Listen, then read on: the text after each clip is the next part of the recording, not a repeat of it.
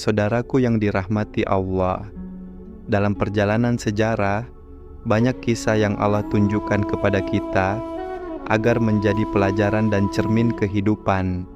Salah satunya adalah kisah tentang seorang raja yang memiliki kekuasaan besar, namun lalai dalam menegakkan keadilan. Raja ini adalah sosok yang disegani. Istana megahnya berdiri kokoh, pasukannya kuat, dan rakyatnya tunduk pada perintahnya.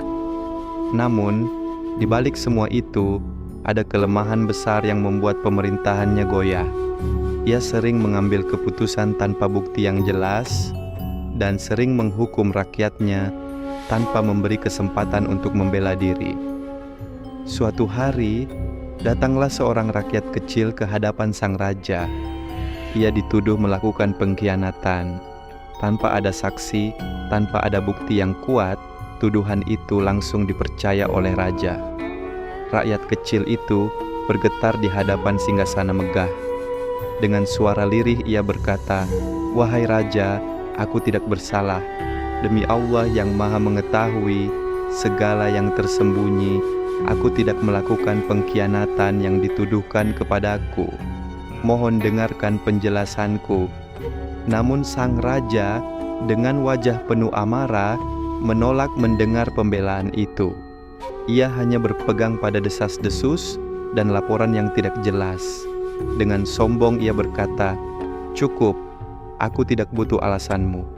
Hukuman harus segera dijalankan."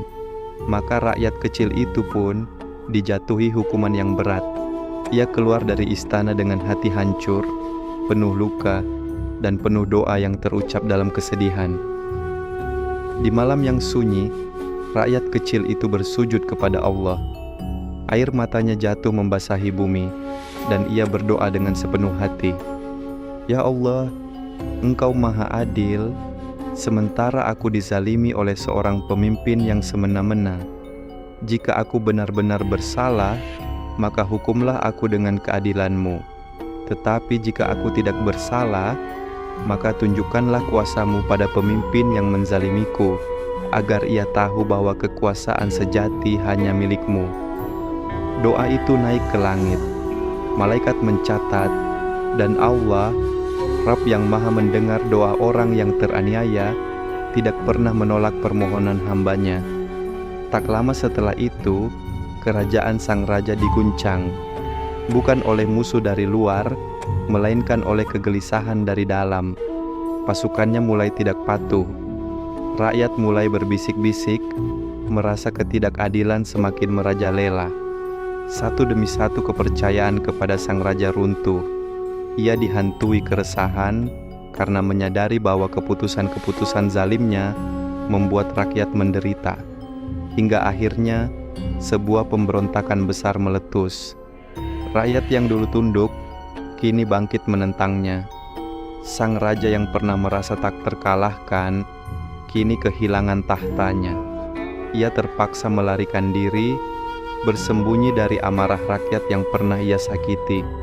Kekuasaan megahnya runtuh seketika hanya karena satu hal: ia menutup telinga dari suara keadilan dan lebih memilih kesombongan.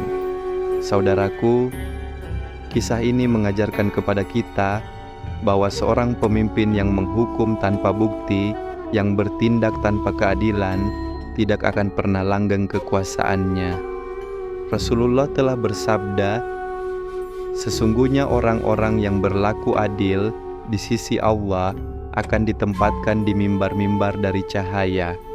Mereka adalah orang-orang yang berlaku adil dalam hukum mereka, terhadap keluarga mereka, dan terhadap orang-orang yang berada di bawah kekuasaan mereka." Hadis riwayat Muslim. Sebaliknya, pemimpin yang zalim, yang memutuskan perkara dengan hawa nafsu, akan dihinakan di hadapan Allah. Rasulullah juga mengingatkan, tidaklah seorang pemimpin menipu rakyatnya, kecuali Allah akan mengharamkan surga baginya. Hadis riwayat Bukhari dan Muslim. Bayangkanlah betapa berat amanah seorang pemimpin.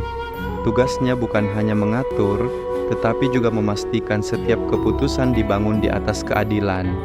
Satu kesalahan bisa menghancurkan satu hati, namun satu keputusan adil bisa menyelamatkan ribuan jiwa.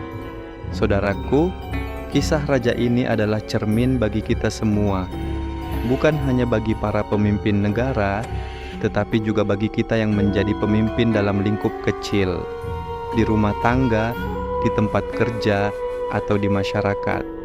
Setiap keputusan yang kita ambil adalah amanah yang kelak akan dimintai pertanggungjawaban. Maka, marilah kita belajar dari kisah ini.